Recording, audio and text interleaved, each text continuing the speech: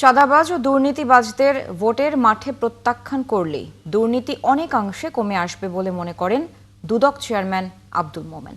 মঙ্গলবার আন্তর্জাতিক দুর্নীতি বিরোধী দিবসের অনুষ্ঠানে তিনি আরও জানান, পাচারের টাকা ফেরাতে কূটনৈতিক মিশনগুলোতে দুদকের কর্মকর্তা নিয়োগ দেওয়া দরকার। আর অর্থ উপদেষ্টা বলেন, শুধু শাস্তি নয়, দুর্নীতিবাজদের সামাজিকভাবে বয়কট করা উচিত। আরও জানাচ্ছেন ইমতিয়াজ সনি।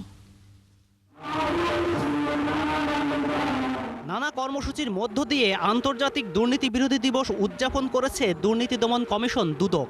সকালে সেগুনবাগিচায় পতাকা উত্তোলন ও বেলুন উড়িয়ে উদ্বোধনের পর দুর্নীতির বিরুদ্ধে গণসচেতনতায় মানববন্ধন করে সংস্থাটি। মানববন্ধনে সরকারি বেসরকারি বিভিন্ন প্রতিষ্ঠানও অংশ নেয়। পরে শিল্পকলা একাডেমিতে আলোচনা সভায় প্রধান অতিথির বক্তব্যে অর্থ উপদেষ্টা বলেন, রাজনীতিবিদরা ঠিক থাকলে সমাজে পচন ধরবে না। এই যে হাজার হাজার কোটি টাকা নিয়ে গেল, তাদের শাস্তি কী দেবেন?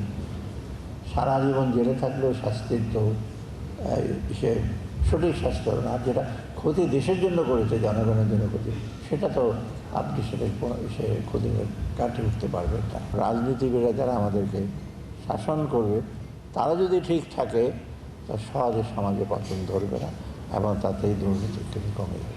অনুষ্ঠানে সভাপতির বক্তব্যে দুদক চেয়ারম্যান আব্দুল মোমেন বলেন, নির্বাচনে কালো টাকা ছড়াছড়ি ও দুর্নীতিবাজদের লাগাম টানতে সাধারণ মানুষকে সচেতন হতে হবে। যারা দুর্নীতিগ্রস্ত, যারা সন্ত্রাসী, যারা চাঁদাবাজ, তাদের যদি রাখি, তাহলে আমরা কেমন করে সুশাসন পাবো? এবং সেটারই একটা রিফ্লেকশন দুদকের উপরে পড়বে। নির্বাচন যখন হয় তখন কালো টাকার ছড়াছড়ি, এটা অস্বীকার করা বোধহয় ঠিক হবে না। হয়, আমরা যারা নির্বাচন প্রার্থী, নির্বাচন কমিশন তাদের কাছ থেকে সম্পদ বিবরণী নিয়ে থাকে। এই সম্পদ বিবরণীর মধ্যে অনেক ফাঁকফোকর থেকে থাকে। এ সময় পাচার হওয়া দেশ থেকে অর্থ ফেরাতে সংশ্লিষ্ট দেশের হাই কমিশনগুলোতে দুদক কর্মকর্তা নিয়োগে সরকারের কাছে আহ্বান জানান তিনি। প্রধান এই ডেস্টিনেশনগুলিতে দুর্নীতি দমন কমিশন থেকে আমরা একজন করে ফার্স্ট সেক্রেটারি মর্যাদার একজন কাউকে পাঠাতে চাই।